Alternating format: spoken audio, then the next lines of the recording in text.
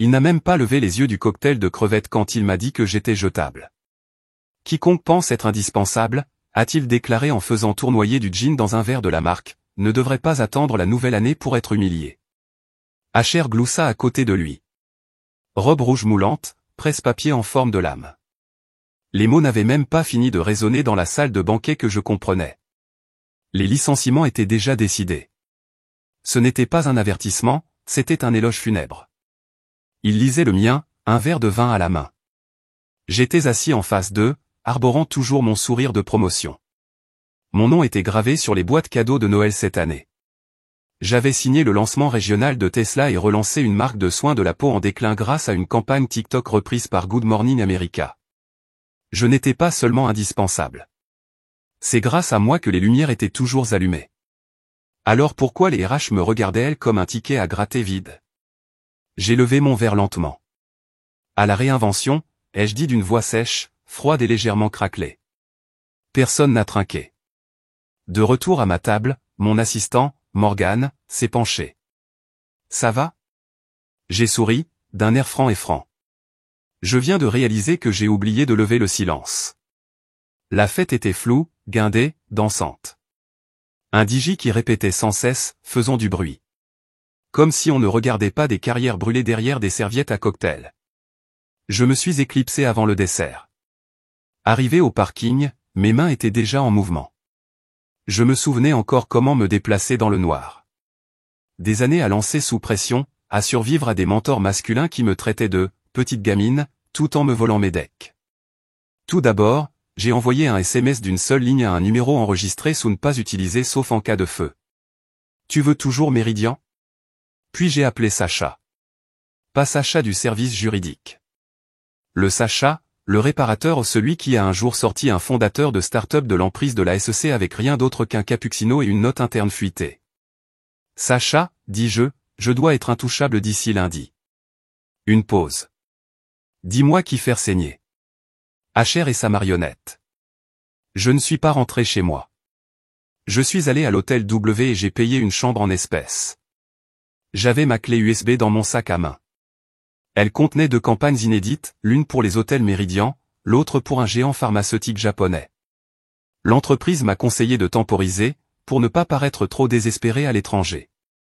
Chose amusante, le désespoir ressemble beaucoup à l'ambition quand il est dans le bon costume.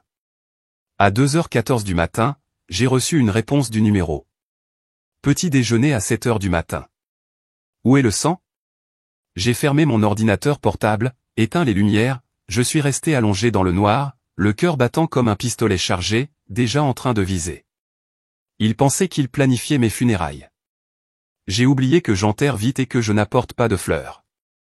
À 6h52, j'étais déjà assis dans la salle à manger du Ritz.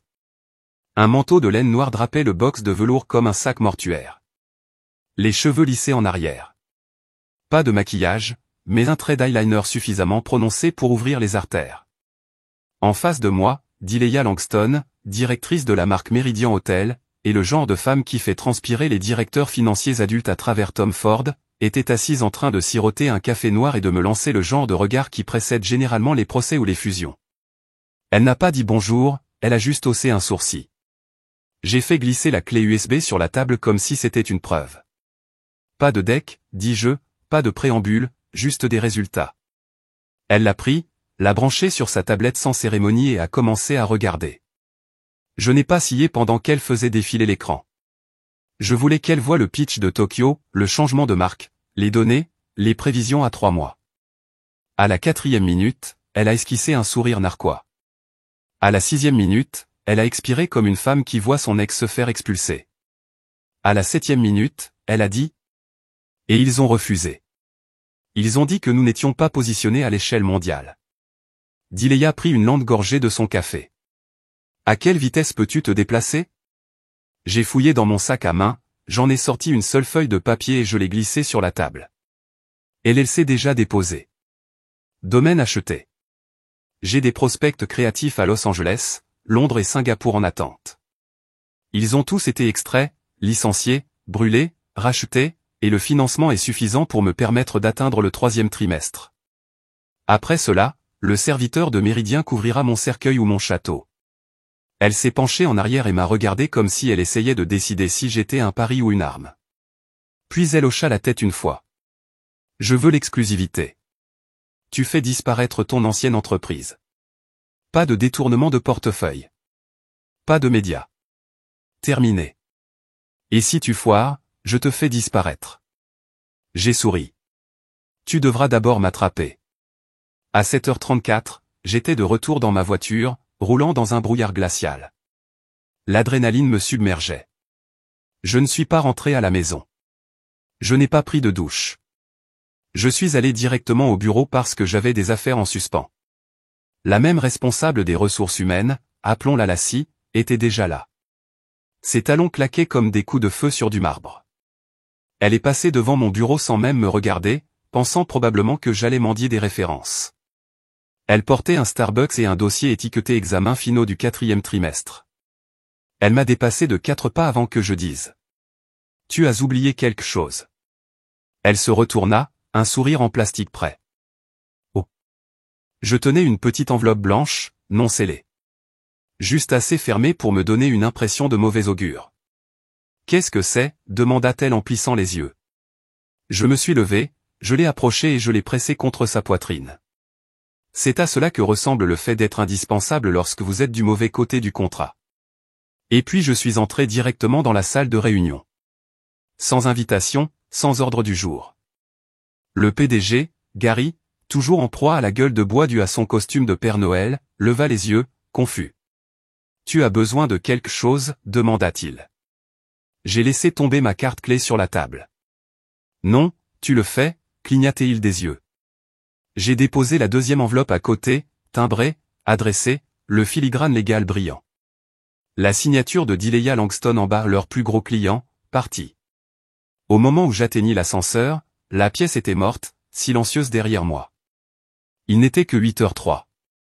La journée n'avait même pas encore commencé. Pour eux, elle était déjà terminée. La panique ne s'est installée qu'à 9h17. C'est à ce moment-là que j'ai reçu le premier appel de Greg du service des achats. La voix se brise comme celle d'un adolescent surpris avec une bouteille de Fireball dans son casier. Je vérifie. Es-tu vraiment entré dans la salle de réunion et as-tu démissionné de Meridian? J'ai siroté mon café. Greg, as-tu déjà vu un cheval galoper dans une écurie en feu? Quoi exactement? J'ai raccroché.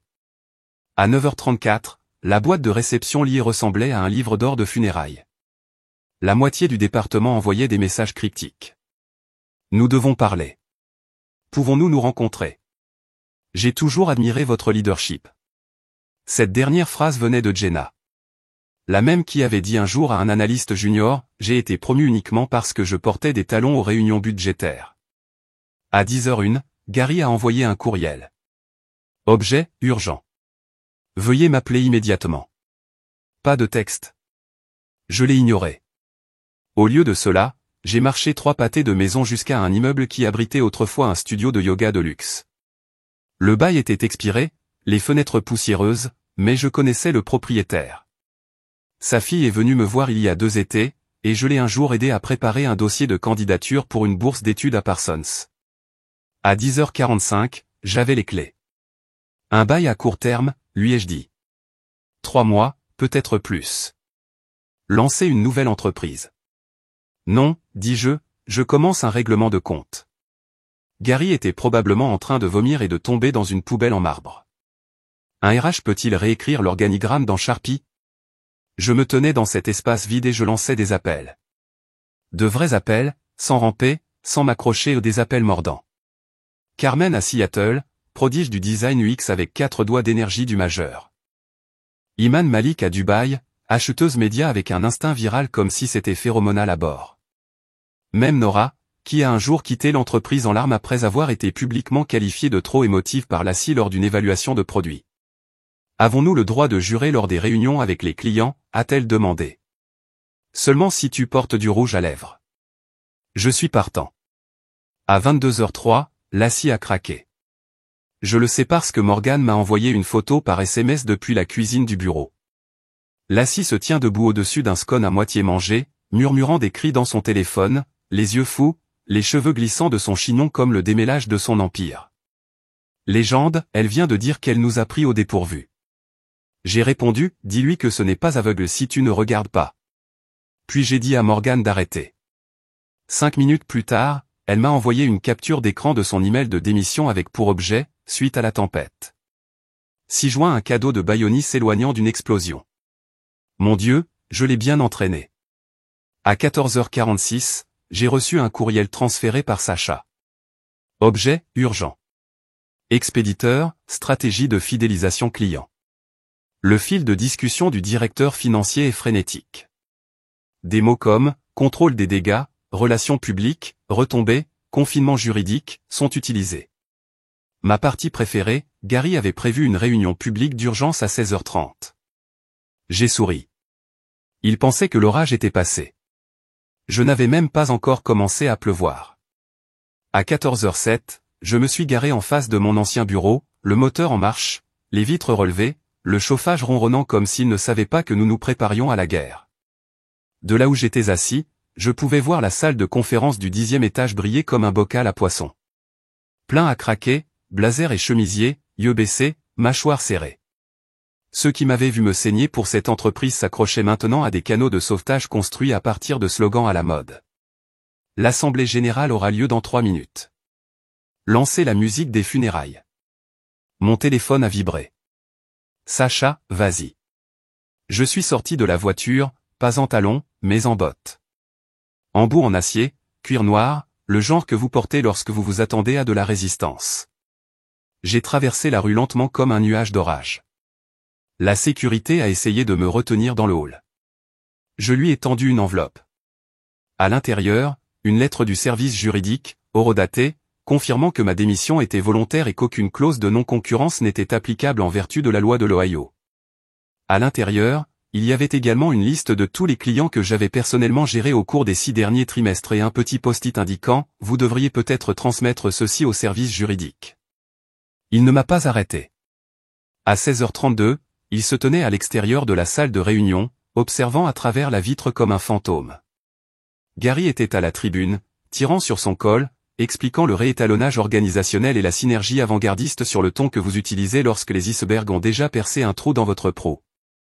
Lassie se tenait près de la porte, les bras croisés, comme si elle n'avait pas dormi depuis 1997. J'ai frappé, pas fort, juste assez pour briser le moment. Les têtes se tournèrent, puis le silence. Gary cligna des yeux. « Harper, tu ne fais plus partie de l'entreprise. Tu ne peux pas. » J'ai ouvert la porte. « Tu n'as plus le droit de prononcer mon nom. » Il bégayait. « C'est une réunion à huis clos. » Non, c'est un enterrement. Et j'ai apporté des fleurs. Je suis intervenu. J'ai laissé tomber sur la table une chaîne de mai imprimée, datée du mois dernier.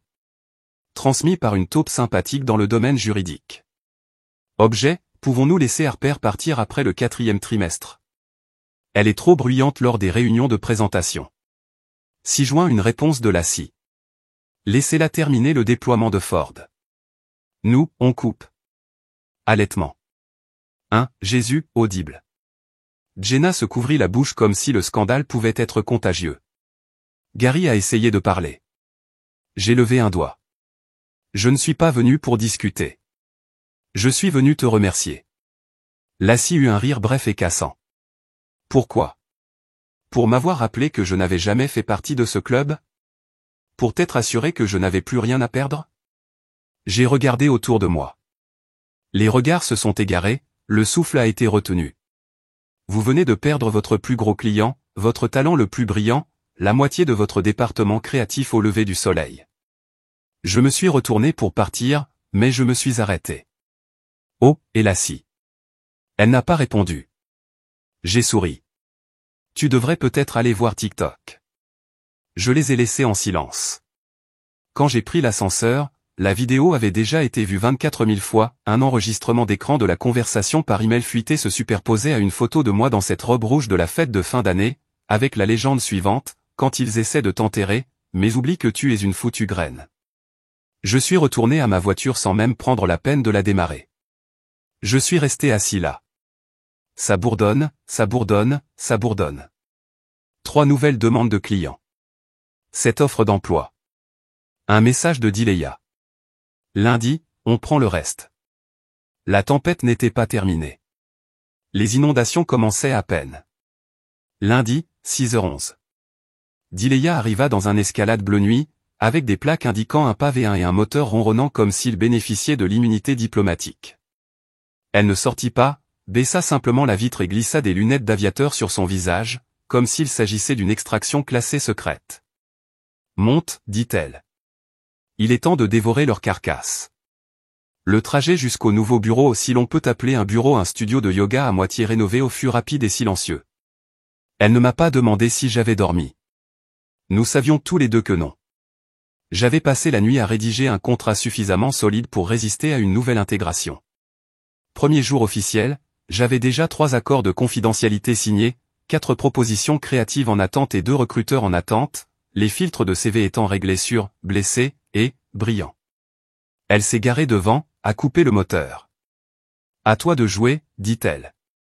À l'intérieur, l'endroit sentait le plaque de plâtre et le destin, des tables pliantes, un tableau blanc marqué des traces de caféine de la veille, et, au milieu de tout cela, par terre, une pile de CV imprimés ou des noms dont je me souvenais, d'autres non.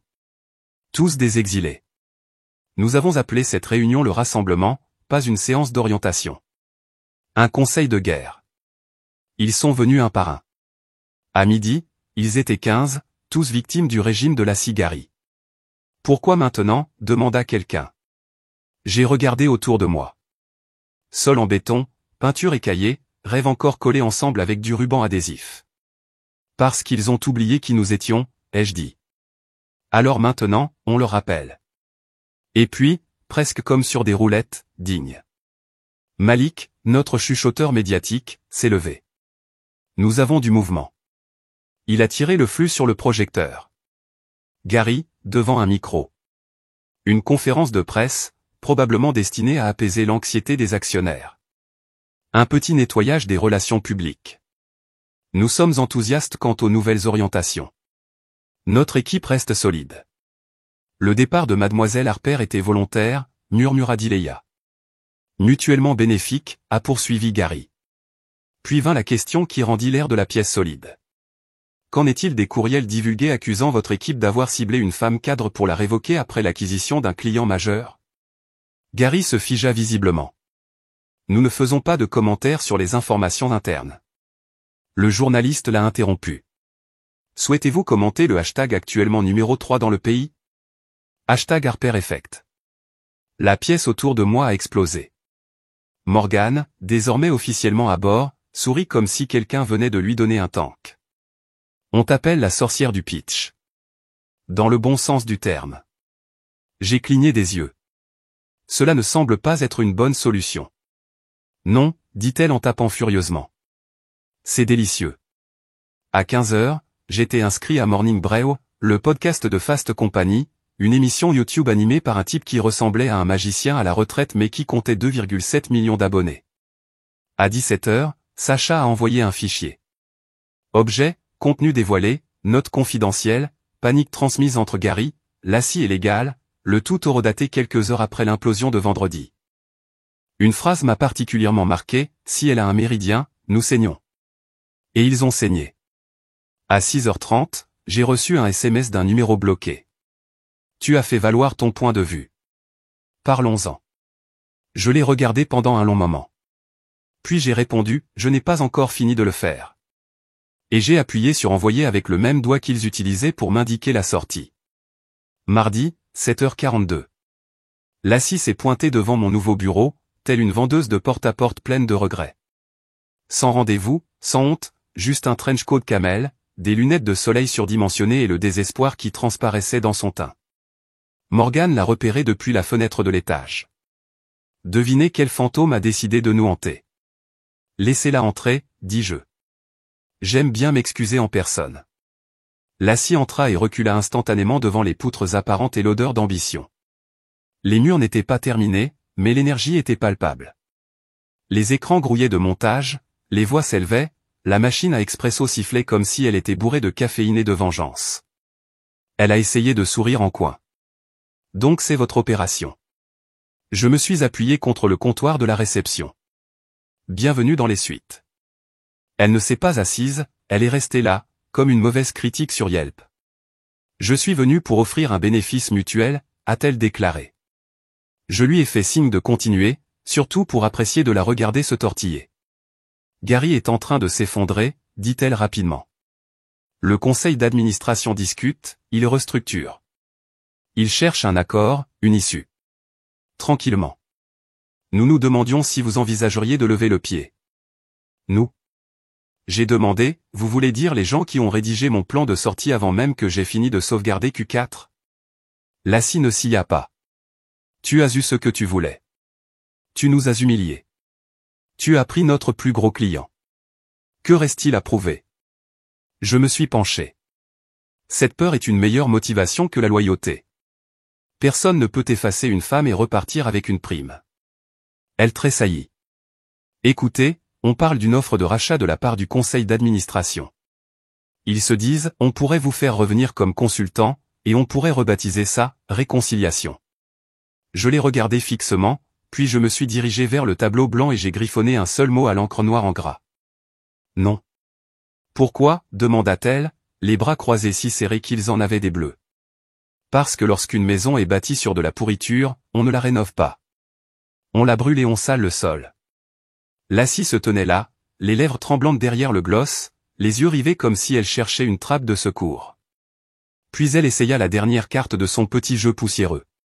Il compte me rejeter la faute. Gary a déjà rédigé une déclaration.